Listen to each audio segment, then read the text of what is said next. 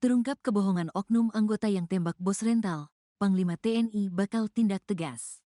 Oknum prajurit TNI terlibat kasus penggelapan mobil yang menewaskan bos rental di KM 45 Tol Tangerang Merak, Banten, pada Kamis, tanggal 2 Januari tahun 2025.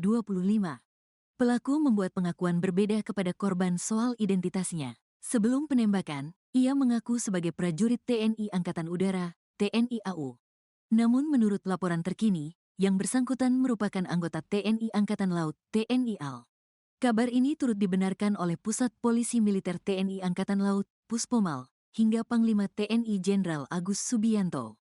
Akan tetapi hingga saat ini, identitas oknum TNI tersebut belum diketahui. Saat ini, yang bersangkutan tengah diamankan di Pusat Polisi Militer Angkatan Laut, Puspomal. Panglima TNI menyampaikan, pihaknya akan tegas kepada prajurit TNI tersebut jika terbukti bersalah dalam kasus ini.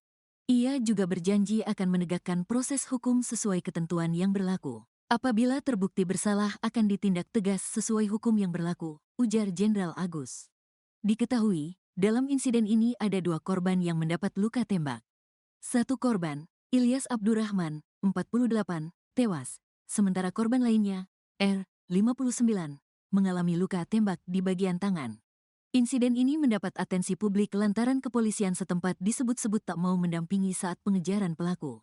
Kepala Dinas Penerangan TNI Angkatan Udara, Marsma Ardi Syahri menyatakan keterlibatan oknum TNI AU belum bisa dipastikan.